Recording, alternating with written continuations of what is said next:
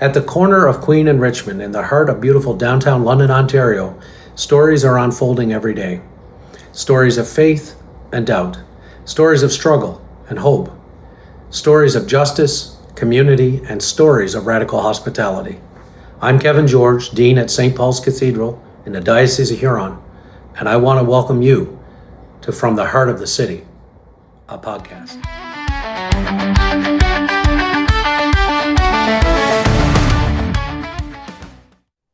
Hello and welcome to From the Heart of the City, a podcast about justice, hope, radical hospitality, and all of it from here on the corner of Queen and Richmond in beautiful downtown London, Ontario. Welcome. My name is Kevin George. I'm Dean here at St. Paul's Cathedral, and I'm glad you are joining us. Today, I wanted to talk about one of the questions I hear most often from visitors, which is this: what makes St. Paul's Cathedral different? Well, there may be a few things. People notice a lot of different things when they walk through our doors. They notice the beauty of the building. They notice the diversity of the congregation. They notice the ministry happening throughout the week, whether it's our outreach ministry through Paul's Place, the food programs, the hot meals, people seeking shelter, prayer, friendship, hope. People see a lot. But almost everyone who comes through our doors notices the music. Long before a sermon that I might preach will be remembered, or a hymn has often found its way into someone's heart.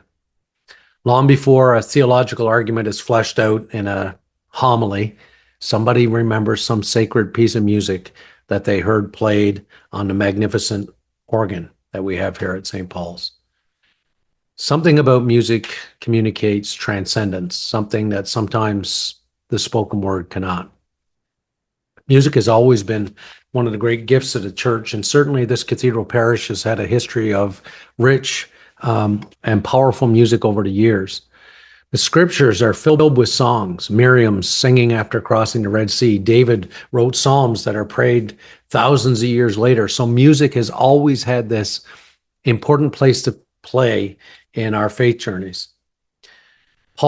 Think of Paul encouraging the early Christians to speak to one another in psalms and hymns and spiritual songs.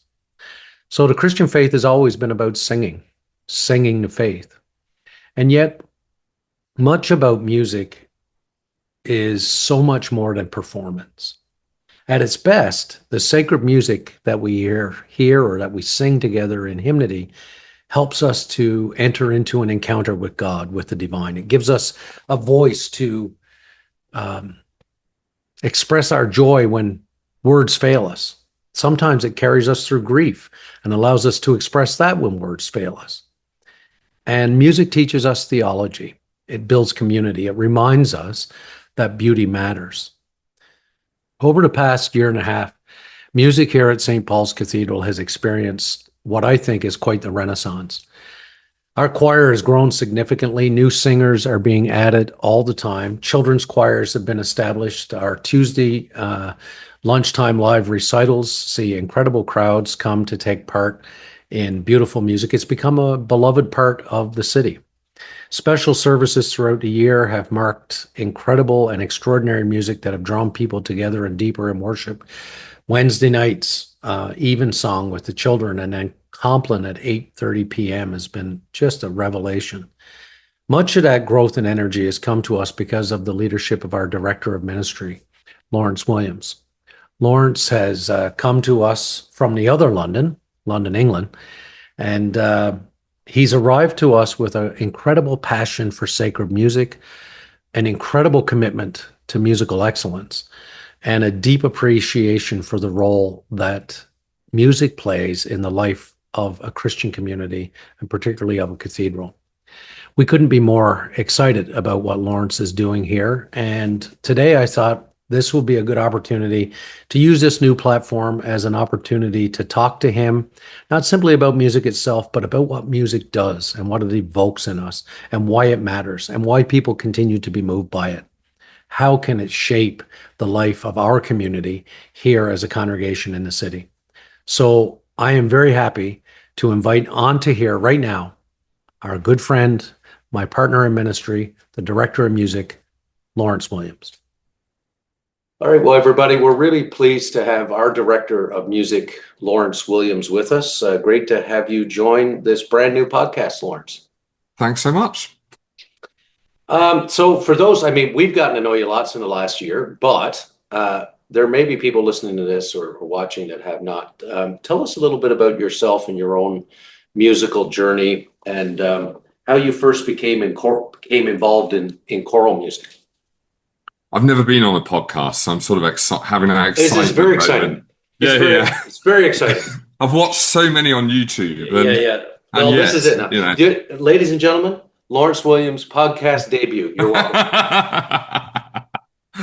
Well, thanks, Kevin. It's been an incredible year here, and I think in some ways, coming here has solidified a lot of my experience and previous background with choral work. It started I could go right back to my parents, actually, who met in a choir. And I remember as a kid, the local church had a choir and they would do evensong every now and then. And I remember hearing some of that music, and eventually I joined that choir before I became a chorister at Westminster Abbey, which is hard to sum up in 10 seconds, but one of the most I'll give it a shot. One of the most intense trainings in singing and liturgy to a degree that you'll ever come across. There's a boarding school attached that provides the choristers, and we sing 8 services a week. So that was a pretty intense training coming up. I got interested in the organ, took that up, did a gap year as an organist at the Windsor Castle, the Royal Chapel there, St George's. Yeah. Wow. And really, it was only at university that I had the chance to be with an amazing guy called Stephen Layton, who really sort of switched me onto what the possibilities were and what the standard could be. And I think that really energized something. Had a flirt with singing for a while, and come on, you're being too modest. Your singing is incredible. You were touring singing, for God's sake. Well, so's yours. You sing up the octave to me. Oh, so. Yeah. Okay. And so I was doing lots of things freelance in the other London, and but something just felt missing a lot of the time, and maybe we'll come on to that. But that seems to be quite fulfilled coming here. Well, so picking up on that, like what you've come to us from the UK, as you've mentioned. How has the experience been for you coming here to Canada compared to your previous work, and where that situates you now? Sure. Well, when I was in the other London, conveniently, yes, there's 2 Londons, yes. So I haven't had to relearn street names. Right, with many of the same names for everything. Yes. I used to sing at St Paul's Cathedral, London, and weirdly, I'm now at St Paul's Cathedral, London. But that's right. Yeah, that's how that goes. No need to even change a CV; it's all there. And when I was in the other London, I had what when we're being very posh about it, called a portfolio career. But basically, you're freelance, you're picking up jobs as you can. Some of those jobs are more permanent, so they were playing piano for various choirs, working in churches that weren't quite as big an opportunity as this is in terms of the hours that were offered and the standard of the music we could make. But the other London is a fascinating place. It makes no sense how the music economy goes round there sometimes. A lot of it's based on just people donating out the good of their heart. I've done concerts to absolutely packed concert halls where I know it's still not made a profit. And I've done concerts to 2 men and a dog. Yeah. And that's definitely not made a profit either. But it's you're constantly sort of in this state of flux. And I think I was looking for, by coming to Canada, something a little more stable. And you know what the great bit? I can walk to work in 7 minutes, which is my favourite bit. I used to have to get on the train all the time, or the underground. So you turned up at work, sweaty and smelling. Oh, yeah. And probably more than 7 minutes on the underground or the train. Oh, definitely more. Yeah. It's a very rare occasion a gig was round the corner. Yeah. But you asked about the culture briefly, and I think it's fascinating coming to Canada. People are more gracious, I think, in a way. I see the parallels when I go up to Toronto with people from London. I think the pace of life in Right. this London is a little more relaxed, and Sure. that's been lovely. Yeah. And what I'm sort of finding fascinating, some people, would say, why on earth did you leave all the professional work you could do? Mm. I think it's about how you build things. And one of the things I've found is the people I've got to work with here are not only open to improvement, but are sort of inspired by, I hope, by some of the things we're doing. And that's starting to bear fruit out in the activities we're seeing going on here now. Well, for those watching or listening, I have to tell you, I've not given Lawrence the questions, but it's like he knew what or anticipated what my next thing was because he set me up perfectly. But so on that about what, I wonder if you can share a little bit about what drew you to St. Paul's Cathedral and here in London. I mean, it wasn't a small shift to leave what you were doing and come here. And we had many conversations, I know that. And but ultimately something motivated you to come. And I wonder if you can share some about that. Yeah. It's a job I'd applied for previously, and it's worth a very quick story, which was I Mhm. happened to be in Canada on holiday, and I get this Facebook message from the Rev, just Kevin, and who'd found my CV from a previous time, and we connected in Kingston. In fact, you drove 5 hours for I lunch, did. which I did. I'm not. I drive 10 hours for food. I don't care. I'll go, there's no limit on how far I'll go for a good meal. Yeah, well, yeah. Well, do you know what the best part of that meal was? Was the fellowship we had. I mean, the pizza was good, the beer solid, but the fellowship was what was great. As it's worth saying, I'd come out of another church job, and I had a lot of questions, and I'm, some were theological, some were practical, and we had some really really solid chats around that time, and I was doing a lot of discerning about what was next for me in my life, and I think what it came down to was ultimately what a very, very good colleague of mine said in the UK. And he said, if you can go and serve with people who support and uphold you, and you believe that they're going to surround you with that level of love, Mm. you'll have a great time. It doesn't really matter where you are. Mm. And I don't say that to demean London. I'm actually quite No. happy. I am Yeah. happy here. Mhm. But I think that was it. It took a lot of discerning, and eventually I just thought, yeah, let's give this a shot. What can go wrong moving Yeah. 4,000 Famous, miles away? famous last words when it comes to Kevin George. What could go wrong? Uh, well, and I mean, I will say because it was a bit fortuitous that, I came across all of your material that you had submitted for the previous time. And my colleague Sam, who was here with us, we both sort of were like, where is this guy and why isn't he here? And so for the two of us to go up to Kingston that day, just you being here in Canada alone was shocking to us. It was a bit, oh yeah, let's go.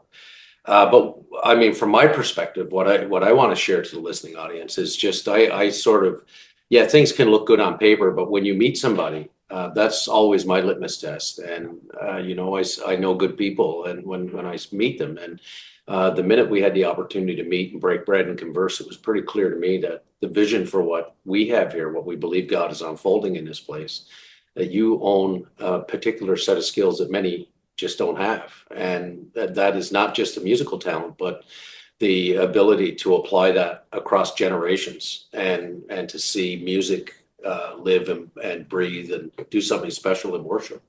And I could see that in who you are. So it was pretty awesome. Well, Um, it was the same. It was the same in meeting you. I think I was.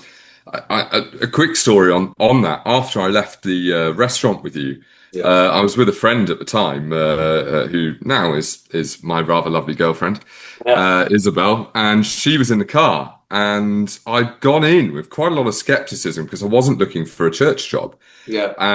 and got into the car, and she said, "So how was it?" And I then expletive.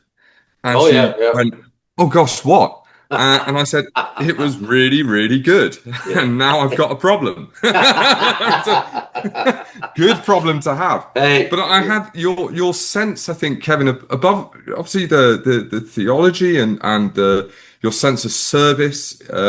It's the practicality. And I think so often we get so bogged down in the theory, we get into our heads, and that's fine. I get into my head quite a lot of the time as well. But when we're going to serve people, we've got to be out of our heads, we've got to be in our bodies, and we've got to Hmm. be with the spirit being led.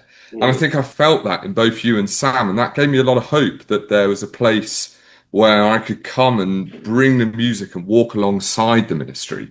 Yeah. And that I haven't seen very clearly elsewhere. Maybe I've Hmm. just not spoken to enough people. Yeah, I'm sure maybe. Who knows? that. I don't know. But for us, we see it as a valuable part of the team in ministry, and I guess that's where I want to go next. Is I think music plays an incredible role in all of what we do in terms of Christian worship.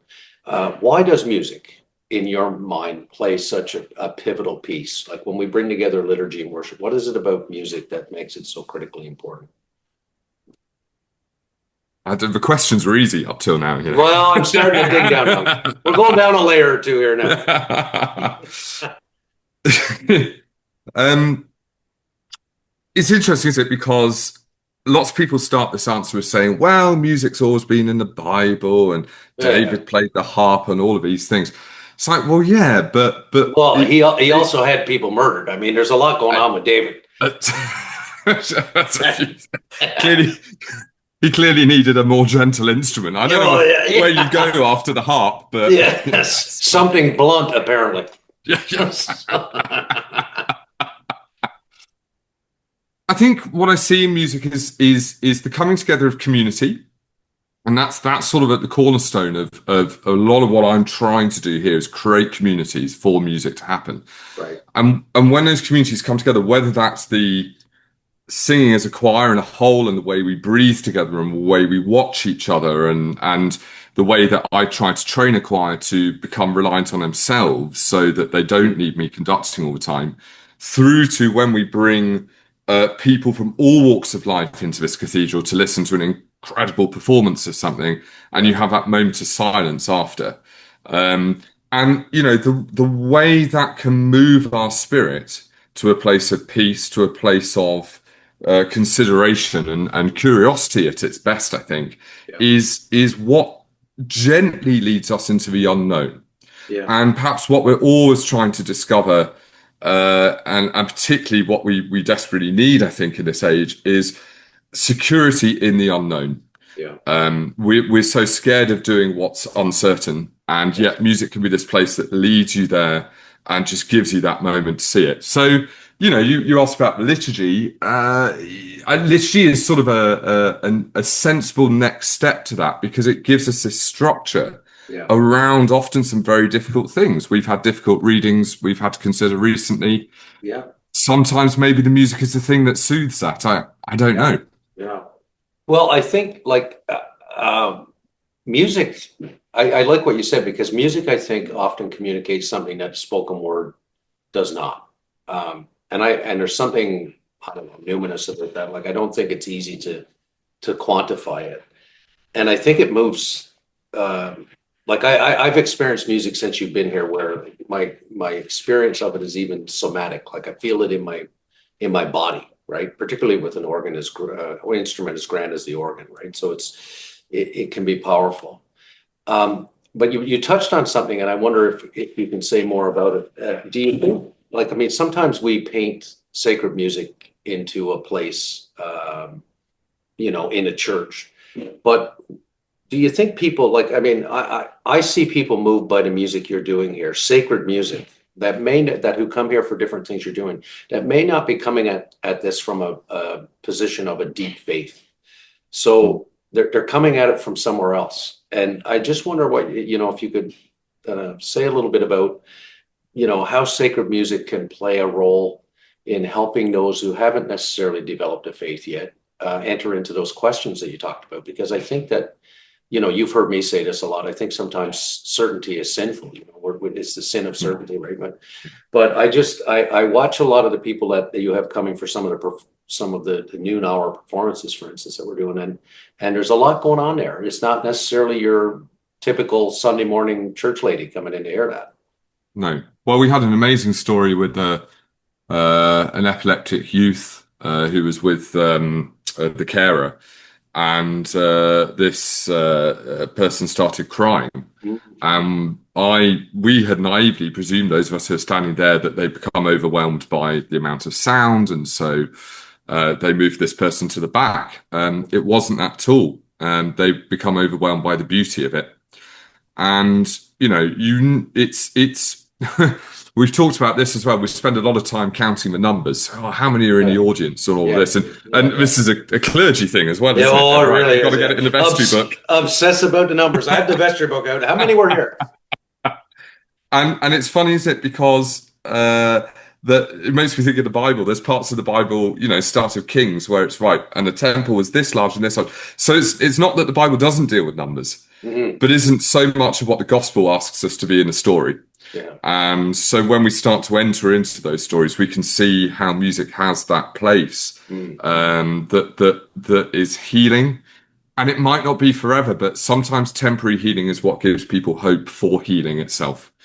So let's be there to witness that. And all of this is, I can't do any of this without the help you've given it, without the help that the institution have given it, and the support we've had here, and support from external organisations. We were very, very lucky this year to get a $15,000 grant from the Paul Seed Foundation, an amazing foundation downtown that tries to get music really into the community. And without the people who run those and care about those, we can't do these things. Yeah, that's awesome. And I know from our perspective, I mean, from the church itself, in terms of resourcing as much as we can, we're seeing just how important that investment is, not just for those who come on Sunday morning, but in terms of being an outward facing cathedral, which services and provides care for the city around it. And I think music plays a vital role in that. The choir has grown considerably since you came a little more than a year and a couple months ago. And, which one? Well, true. And I'll come to that too. But our Sunday choir at St. Paul's has nearly doubled in size, if it hasn't doubled in size, really. And they're incredible. And they haven't just grown in terms of numbers. I mean, the vastness of the repertoire and the competence in which they're singing has just improved incredibly. What do you think is attracting people to come and sing here? I mean, beyond the fact that you're so bloody good at what you do. Well, I thought it was you, but anyway, there we are. No, it's not me. That's a very, very kind question, and it's funny. When I inherited the choir here, I was very, very fortunate to take over from Matthew Pope, who'd been your interim director, and Matthew, just one of the most lovely people, a great musician, and again, someone whose heart's in the community. I think he runs the local Music Educators Association as a president. So I was very, very lucky to inherit from him, and he'd started laying some real sort of groundwork. But one of the difficulties we have here is around the student population, which is a blessing and a curse. Right. 98% blessing. Because students come in, they want to sing, they want to learn. 2% curse because they go home after April. We have a bit of a gap without them. But I hope what's starting to attract people into the choir now is a sense of purpose about where we're heading. Yes. I always talk about we've got to go over the mountain somehow. We've got to go over the mountain. We're all taught at that young age, aren't we? It's the time you can't go under it, you can't go around it, you got to go over it. You got to go over it. So I think it's that once you've got a sense of where we're heading, you're confident about the music that you're putting down. You put some things down that are hard, and initially the choir are really struggling with, but you work out the ways to teach it. You show them. Don't spend parts of rehearsal wasting people's time, but take a minute maybe every rehearsal just to say, I love this bit because of this, and it's, can you hear what's going on here? Just pique people's interest, and bit by bit the word will spread. There's a Tony Robbins, who's an incredible coach in America, and I've sort of followed his thing. He always says we are absolute gluttony of information, but starved of wisdom. And I think if we can start to work out the wisdom element, and I'm just not trying to sound pretentious, but just find music that has something to offer that you care about as a leader. People will start to pay attention to that and want to come to it. So I Yeah, think that's what we're yeah. getting right. Yeah, well, and like I said, I just see how this goes back to something I said earlier. I see how you operate and how you interact and how you model and how you teach. And I think that the people in the music community here in London are also hearing that and coming to be a part of the exciting things that you're doing here. So you touched on this earlier when you said which choir. You've started a couple of children's choirs since you've been here. Talk to me about music in the life or lives of young people and why that matters. And I know you've got plans for a music school here in the summer as well, and perhaps a word about that. But why, I mean, I think that that's something that's been missing here for a lot of years, and having you bring that back and see what it's doing. So share with folks what's happening with young people in music here at St. Paul's. Sure. Well, I'm really grateful to get an opportunity to talk about this because this is something I really, really do care about. We have two setups here. So we've got a choristers choir who is 8 to 13, and we have a group called the Melody Makers who are 5 to 7, 5 to 8 year old. And the idea is very much that the 5 to 8s are doing musicianship. Just to explain what that is, that means we're not trying to put music in front of them so much at this point. We're trying to subconsciously teach the elements of music at that age. That's how children learn at that age. They don't learn by being told an adult concept. Well, some do, but eventually it happens. That's how you destroy learning, the fun of learning. So that's a lot of oral, sitting in circles, and that's been transformed to, I've been doing a lot of learning, doing that as well, and seeing how as a community, that's a very, very natural human way to make music in circles, in dancing together. And through that, we teach the elements of music. So that's been great. We have then the choristers who really what we're trying to do here is reform something from the past. So take this idea, like much what I went through of 8 services a week, probably don't do 8 because all of us are going to expire at that point. Yeah. But we've been training them up so they do one even song at the end of each month. And again, this has been a real opportunity for them to learn to read music, but at the same time, introducing them to music they're just not going to get elsewhere. And what's incredible about children is they have a huge amount they'll be the first to tell you whether they like something or not. So I take a lot of time to really work out what music we're going to do.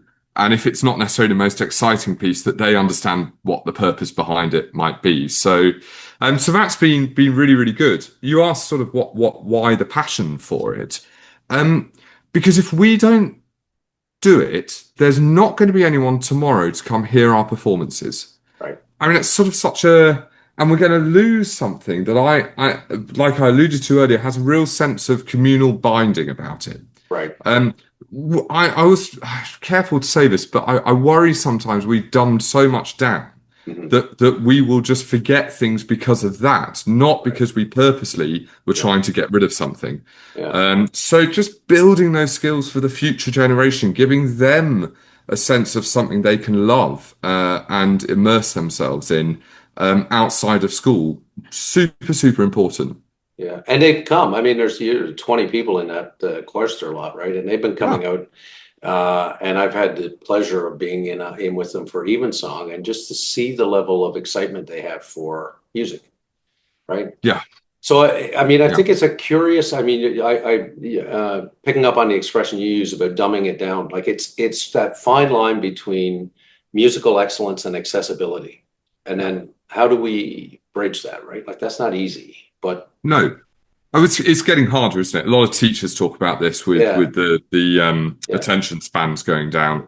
Yeah, and I sometimes stand. I'm still learning. I've done some choir training with this age group for a few years now, but I'm still learning. And I stand there and I go, yeah, this is not. It's not to blow my own trumpet, but this is not straightforward. And the hardest part is going to be training the next generation of teachers to pick this up, if there are any. That's right. And we'll see. I see promising signs in some places in the UK. Mm. So the Church of England has invested in a place called Kingston upon Thames. They've got a big parish church there, Yeah. and they've invested in a scheme where the adults in the back row who sing the lower voices go and train the children in the schools, and then the children come together to make these chorister choirs. And I've seen other amazing schemes. There's one in Kennington and one in Hackney, both economically difficult areas of London, where they're bringing children together to sing and give them something that they'll never receive otherwise. And that to me is the gospel in action through Yes. music. Yeah. And it's the calling. We're not called to do the easy things. We're called to do the things that are going to challenge us.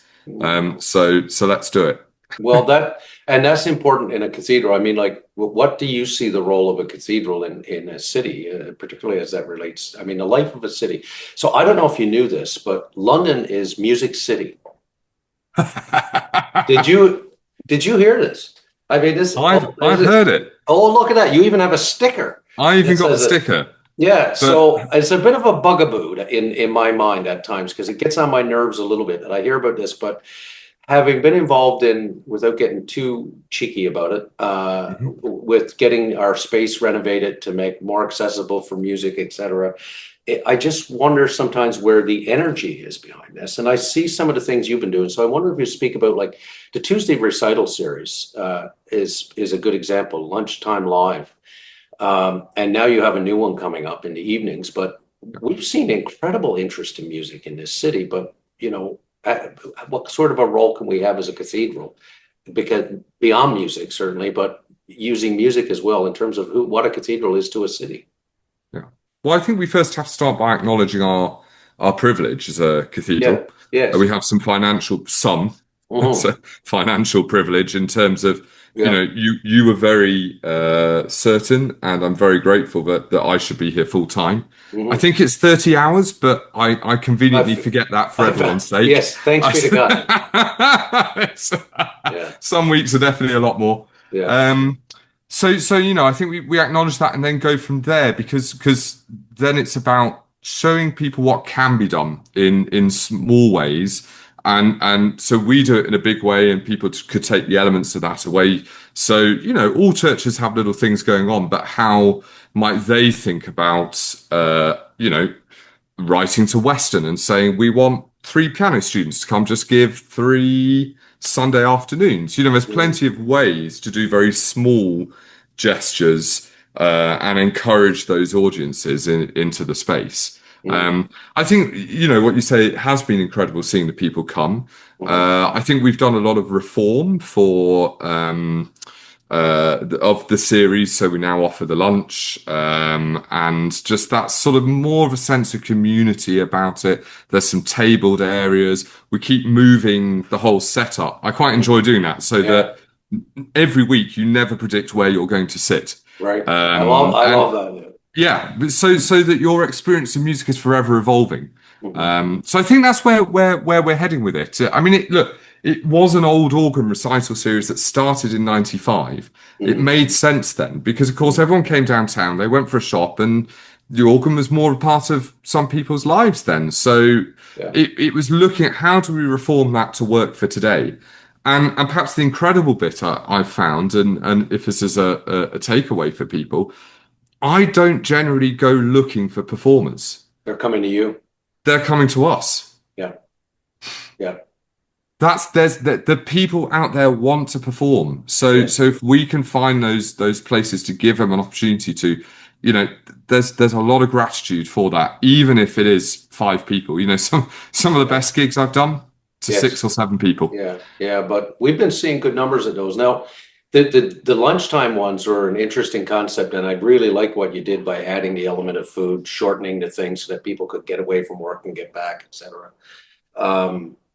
And just the diversity of people who've been coming too, as you said about the young man with his care worker, like that's always been how do we reach people? And now the summertime's coming on, and you're translating a new series into 6 past 6, which is an evening experience of music. Can you say something about that for those in the area who might like to come out? Yeah. Well, come. That's the first thing. You got to come. Yes. Yeah. Yeah. Yeah. So we get a lot of people who like us on Instagram Yeah. Now you got to and show follow up. us. Yeah. I'm like, no, Yeah. don't follow it from your home. It's way better here. No, come here. It's far better. I assure you, it's far better here. Well, Yeah. yeah. So 6 past 6 is a bit of an experimental series, and the idea is it's 4 Tuesday evenings. This is something, actually, I'll be very honest, I nicked it from the London Symphony Orchestra, who started this during COVID, when we had, we all remember, huge restrictions on the time you could spend in a room together. And they sort of carried it on. And the idea is that you come in and have a slot just before your dinner. 6 past 6, because street parking is free from 6. Yep.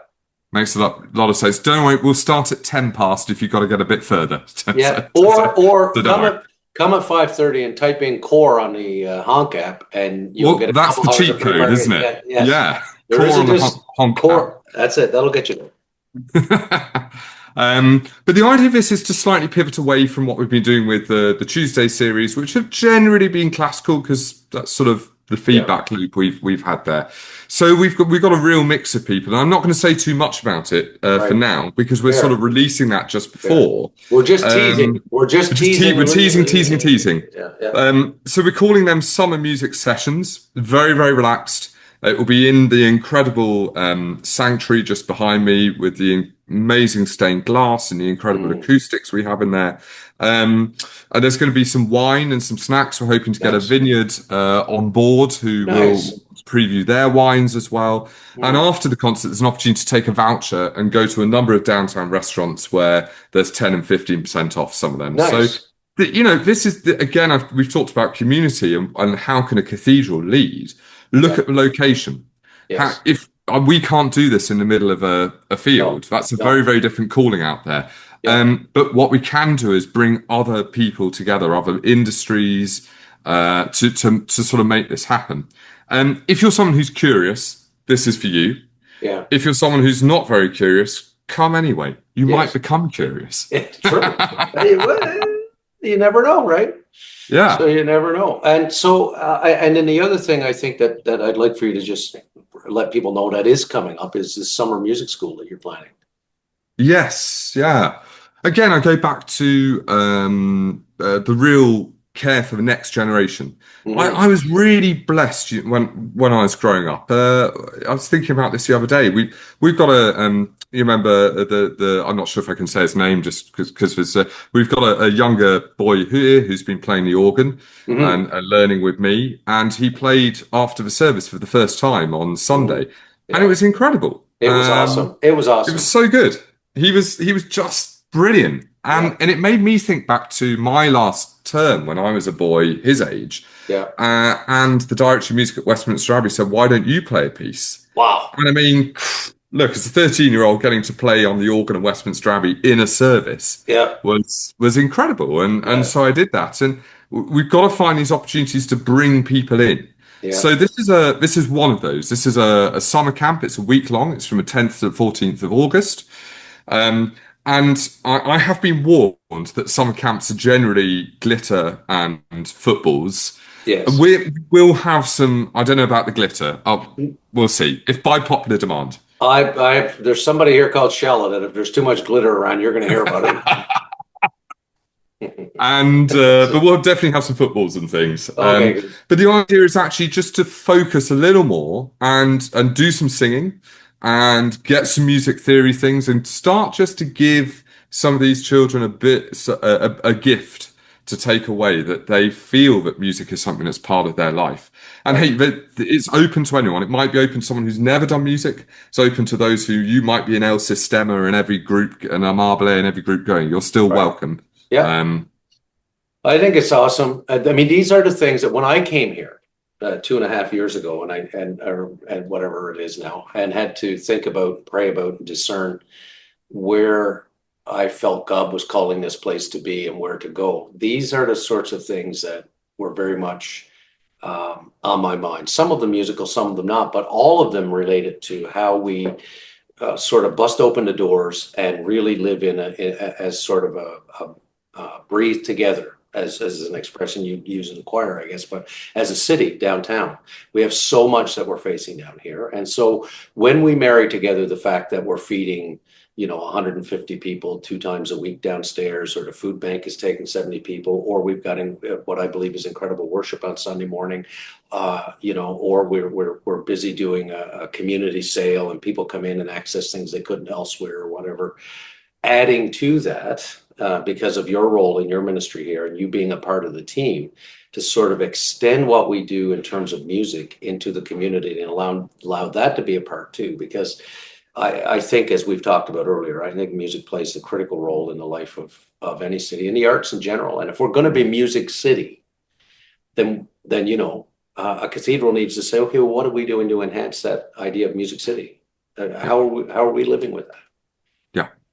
Yeah. Well, and these are the different ways we live out the gospel. I mean, I think one of the things that's been incredible since coming here is I felt such an expansion of my religious understanding and of what it is I want to serve. And that's been so much down to you and your leadership, because you have such a sense of where the true issues lie.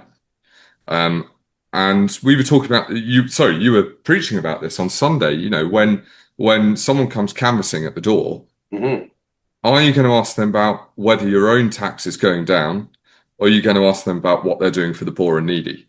That's right. And that's, if we can just keep focusing on that, that will just bear the right kind of fruit.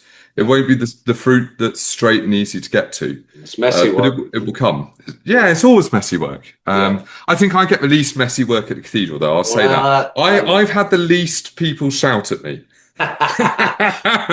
Wait for it. Okay, look, the truth of the matter is that Laurence and I could go on all day about all this because we both love this place.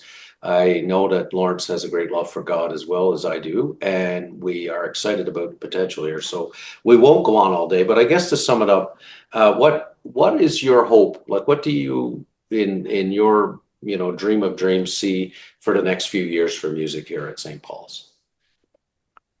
So next year, one of the things I want to do is have some highlight concerts for our bicentennial, and it'd be nice to see St. Paul's becoming a place that's really known for putting on really high quality concerts. And that's not to tread on, for example, what the Metropolitan do, which is they're sort of a whole business in themselves. Different stream. Up the street. I want this to be a place people go, grief, I went there and something really incredible happened. I want it to be a place where people know that they can look it up online and right, in 2 months' time, a lunchtime thing restarts and my Tuesdays get better because of that. I want it to, I'd love to see the chorister choir continue to expand, ultimately splitting that into boys and girls. Obviously, however people feel gender-wise, it's 2026 and people can be where they want to be with that. And by the way, that's a whole discussion for another time as to why that's a good split. But there we are. And just continue to grow this to the place where we're seeing leaders go out into the world, or music becomes something that is seen amongst both children and the students as a really integral part of their life. But the religion aspect has been somewhere at the heart of that. When I'm teaching children, I'm not here saying, well, we need to pray and we need to think about Jesus in the middle of this. Some people feel that's their job, and that's great. I feel it's my job to just show people something, and then over to them. It might take 20 years before they suddenly go, that was a really spiritual time. Well, because I think that the reality is that God does the work. I mean, we need to be open and faithful and be tools and to lean in and leave the converting or the deepening of faith or the challenging or the pushing somebody to the next level of their own ministry. God will do that. And what we're trying to do is make room for that to happen. And, I think about that a lot because, there was a theologian who was involved in interfaith work, whose name I'm now forgetting, but I knew when I was back doing doctoral stuff years ago. It's funny how soon you forget that nonsense. But anyway, so he used to tell this story about being at a conference, Abrahamic faith. So, there were scholars across Jewish, Islamic, and Christian context. He was there as a Christian, of course. And one of the other scholars said to him, so you're a Christian, right? And he said, oh, I have no idea. You'd have to ask my neighbor. And I've thought about that a lot since I first read it, and I think it really does mean a lot. And I think that if we're being faithful, whether it's with music or with our worship and liturgy or with anything else that we're doing, if we do it right, and how we treat one another in outreach, how we serve people in the community here at St. Paul's, we don't need to say what we are. People will know who we are. Scripture says something about that. They'll know who you are by your love. And when our music, our prayer, our service is all infused with that love of Jesus Christ and that you're willing to share with people, I think that's what makes a difference. So, I often think about this, but let me ask you: when people leave on Sunday here at St. Paul's, what do you hope remains with them long after the last note is faded? I hope people feel more content Yeah. that through all the news that's in the world right now, through walking out and seeing some of the desolate things that happen even in our city, where there's huge emissions on our parts to help solve the many issues that are here. I hope that people walk away with a sense of some of the order, some of the profound vastness of God's kingdom. And part of that is in, I hope, the liturgy and the music. Yeah. That I'm not here just to do a nice tune for people. We will do some. We'll do some nice tunes. Nice tunes are good, Yeah. But at the same time, God is very complex. Because we know our lives are very complex sometimes. Yeah. And terrible things sometimes happen. And maybe music needs to reflect a little bit of that. Yeah. So if what we're feeding people is stuff that's just immediately obvious all the time, we're not really showing people, we're not allowing people to reflect on the hard bits of life. Yeah, I like that, because I think that's the thing. I think if people, because I've asked myself the question, what do I hope when people go away from here, and in some ways I feel like it's back to what we talked about earlier. I like the word you use, which is contented. But I often feel like I just hope that people are reassured in their uncertainty. That there's a lot, they don't need to have the answers to all of this. They don't need to solve every problem that's out there. And there are complex issues in our families, in our own personal lives, in our work relationships, and you name it. And I would hope that when we gather around the table and we break bread together on a Sunday morning and we bring to that music and scripture and hopefully some proclamation that makes sense, and we do all that together and we enjoy fellowship together afterwards and whatever, that when people go from here, they know that it's okay not to feel like you've got it all together. And importantly, that you feel loved, and one of the things that you've given me in your time here in terms of your ministry, particularly with music on Sunday, is, and I wouldn't have predicted this. I mean, if you asked me this 3 or 4 years ago, before I was down here in the cathedral with a grand organ and all that stuff, I don't know that I would have thought that I could be as moved as I've been by the sacred music, by a lot of choral music, by a lot of organ music. But as I said earlier, there are times that it just moves me in my body, let alone my spirit, what you're doing. And it says something about what we can do when we put on really high quality, intentional music for people in worship. And I think St. Paul's is well situated because you're here.